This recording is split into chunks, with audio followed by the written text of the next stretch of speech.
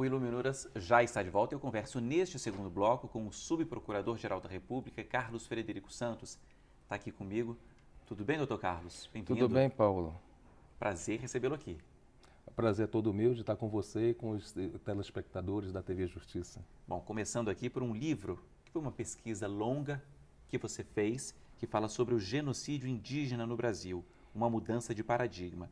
E essa mudança de paradigma, porque é você que assume essa questão de ter um genocídio indígena no Brasil, uma tese que não era muito aceita, não é isso? Exatamente, Paulo. A questão, do genocídio, quando se fala essa palavra, se vincula diretamente ao Holocausto nazista. Por quê? Porque a palavra genocídio surgiu exatamente na década de 40, durante a Segunda Guerra Mundial. Foi um esforço da academia que criar essa palavra e acabou um polonês chamado Lekin. Ele criou esse termo genocídio, para traduzir em uma palavra todos aquelas situações de morte, aquelas situações de maltratos, aquelas situações de iniquidade em que foram submetidos o povo judeus, ciganos e outros grupos. E no caso dos indígenas, isso não era aceito? Eram mortes separadas, é isso? Exatamente. No caso indígena, a dificuldade é porque se você vincula o genocídio ao holocausto nazista, você vai vincular também a elementos que seriam inaplicáveis à situação indígena no Brasil. Elementos como mortes em massas, ato do Estado e outros elementos que seriam íncitos só do genocídio praticado pelos nazistas. Se você colocar mortes em massas na questão indígena, você jamais vai dizer que qualquer caso que revele uma disputa de direito indígena entre civilizados e não civilizados, índios, seria genocídio. Por quê? O número de mortes pode chegar a 15, 20, mas não significaria mortes em massas na ideia de mortes em massas do Holocausto nazista. E o que mudou esse paradigma, como você coloca aqui? Bom, esse paradigma foi mudado na seguinte situação. O genocídio ele foi criado como um preceito moral durante a Segunda Guerra Mundial. Ele não era um preceito jurídico. Surgiu o Tribunal de Nuremberg. Tentaram inserir o termo genocídio como um crime a ser julgado no Tribunal de Nuremberg. Mas os ingleses não aceitaram porque essa palavra não constava dos dicionários. Logo que passou o Tribunal de Nuremberg, os países resolveram fazer uma convenção, criar uma convenção, e essa convenção foi criada, a Convenção do Genocídio. Essa convenção transformou o preceito moral genocídio em preceito jurídico. E os países começaram a adotar essa convenção. O nosso país adotou logo em seguida, que a convenção foi editada, o Brasil. E fez uma lei de genocídio que até hoje está em vigor. Mas a aplicabilidade dessa lei aqui no Brasil não era um fato real. E quando ocorreu o caso Ticuna, foi um caso da década de 80, do final da década de 80, que civilizados e não civilizados índios, que eram de dois grupos da etnia Ticuna, tiveram uma fricção interétnica que resultou em morte. O caso foi levado à justiça. Eu lembro na época, eu trabalhei nesse caso, eu peguei esse caso quando eu era procurador no Amazonas, procurador da República no Amazonas, e já existia uma denúncia como homicídio. E a denúncia como homicídio iria ser julgada exatamente no município onde ocorreu os fatos, mas que no município onde ocorreu os fatos, os parentes daquelas pessoas que praticaram o ato, todos residiam ali. Parentes, amigos, então seria uma coisa, você gerar impunidade, não seria um julgamento isento a ser feito pelo tribunal do júri. Eu resolvi entrar com outra ação, dizendo que isso era genocídio. Essa ação não foi aceita no início, o juiz federal recusou minha denúncia, eu recorri ao Tribunal Regional Federal, o Tribunal Regional Federal entendeu, literalmente, que genocídio é crime contra a humanidade e não contra índio, e nós levamos essa questão para o Supremo Tribunal Federal, que, enfim, reconheceu haver uma disputa sobre direito indígena que poderia sim ter resultado em genocídio. E nós demos seguimento a essa ação dos ticunas. Depois disso, houve um outro caso?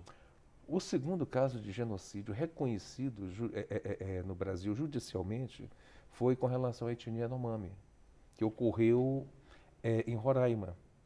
Né? E da mesma forma isso foi mais fácil. Da mesma forma, como os processos acabaram correndo paralelamente, né, e já tinha sido reconhecida essa situação no Supremo Tribunal Federal, houve maior facilidade, no caso do Yanomami, desse reconhecimento. Agora, o livro é fruto dessas duas decisões, eu sei, mas é mais do que isso. O que você reúne aqui, Carlos? O livro não é um estudo de caso.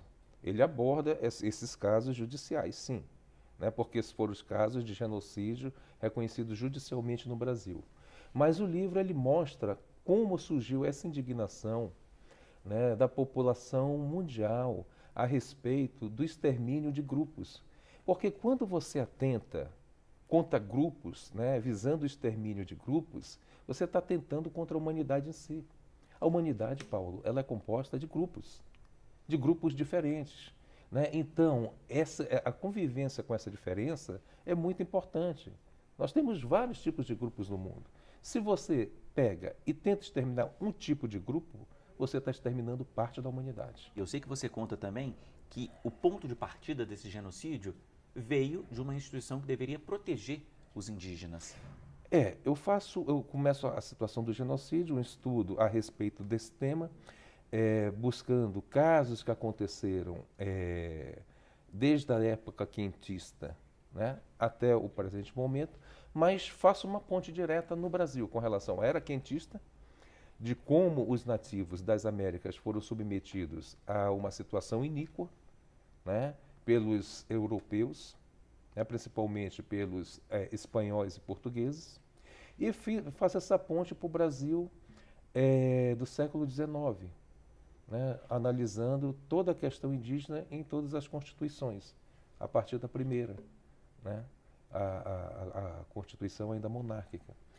Bom, no início do século XX foi criado o Serviço de Proteção ao Índio. Mas o Serviço de Proteção ao Índio não era só Serviço de Proteção ao Índio. Era o Serviço de Proteção ao Índio e localização de trabalhadores nacionais. Ou seja, o viés da criação do SPI tinha por objetivo transformar o índio em um trabalhador nacional, para que propiciasse, facilitasse a expansão populacional brasileira no território brasileiro. Então foi uma ideia que foi desenhada sem se pensar na realidade, na cultura indígena, né, de como os índios iriam receber isso, de como os índios poderiam ser extintos, né, culturalmente em razão disso, e as implicações diversas em termos antropológicos, em termos sociológicos, em termos culturais.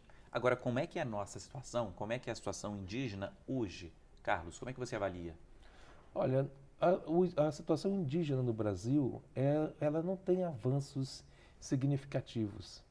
Né? Nós vemos, por exemplo, no governo João Goulart, foram feitas 2 CPIs a respeito do Serviço de Proteção ao Índio, o SPI. Né? Quando houve o golpe militar, essas investigações continuaram. E revelaram ao mundo, né, como o índio era tratado no Brasil e como ele estava sendo posto como uma vítima de um verdadeiro genocídio, ou seja, de extermínios de grupos indígenas. Surgiu o relatório Figueiredo, que foi achado recentemente, ou seja, agora agora nos anos 2000, que estava sumido há décadas. E esse relatório, né, ele retrata isso, retrata a iniquidade, né, de como os órgãos públicos, né, dispensam aos índios. E se nós avaliarmos essa situação do que ocorreu da era quentista, do que se passou a todo esse momento com os índios, com os nativos das Américas. Eu digo nativos das Américas porque eu estive recentemente no Canadá. Os índios do Canadá não gostam de ser chamados de índios, eles querem ser chamados de nativos. Coisas interessantes. E aí nós vemos a situação dos nativos das Américas, né, e dos índios, que nós chegamos aqui, a questão do Brasil. Faço uma abordagem, que tem umas abordagens muito interessantes que mostram Bartolomé de las Casas, né? Padre Antônio Vieira tem uns livros excelentes a respeito disso, daquela época, que eles fazem relatos com relação à extinção de comunidades indígenas, né? Principalmente na região do Maranhão e do Pará, na boca das Amazonas, que se falavam, onde iam buscar índios. Então, eu busco reunir esse material todo, essa situação toda, e colocar o público e mostrar, olha, reflita o que está acontecendo com os índios desde a era quentista até agora. Então, é um livro que eu proponho uma reflexão ao leitor. Uma reflexão, eu não digo o que é bom ou o que é ruim. O leitor tira suas conclusões. Tanto é que ele não é só direcionado ao público do direito, ao mundo jurídico. Não, o livro aborda um tema multidisciplinar, né? Então, o tema multidisciplinar dele, ele tem sim um forte viés jurídico, mas ele aborda a questão da ciência política, aborda a antropologia, aborda a sociologia. Então, é um livro interessante em razão disso. Qualquer leitor está apto a entender o que ocorre e como e o porquê que surgiu esse termo genocídio e como ele pode ser aplicado. Até mudando um pouquinho de assunto, voltando um pouquinho no tempo, Carlos, a gente falava sobre livros aqui, literatura, como é que surgiu isso na sua vida? Eu sei que teve uma grande influência do seu pai, que foi uma figura que teve uma vida muito diferente, que venceu na vida. Como é que foi isso? Assim, livro, o meu pai me ensinou muito. Ele dizia o seguinte, que a leitura muda o mundo. Né? O meu pai, ele foi um operário. Né? E de operário ele chegou a desembargador. Então, para ele, esse caminho todo que ele trilhou, a leitura foi fundamental.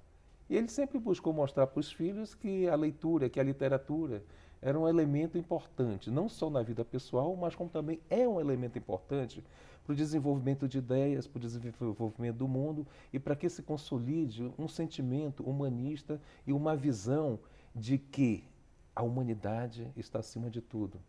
Né? Isso me influenciou para escrever esse livro sobre genocídio. E você passa isso para frente? Ah, claro, né? Os filhos também gostam da leitura, se dedicam à leitura, estão na área jurídica, mas não tem só uma visão jurídica, tem uma visão, buscam ter uma visão multidisciplinar, né? Do direito e da vida. Ok. Carlos, é isso. Muito obrigado pelas explicações, por trazer esse tema do genocídio indígena aqui para a gente.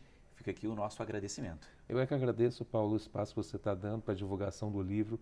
Eu acho de suma importância para cada brasileiro, né, que possa ter conhecimento do que ocorre com os verdadeiros donos da terra. Ok. Recado está dado.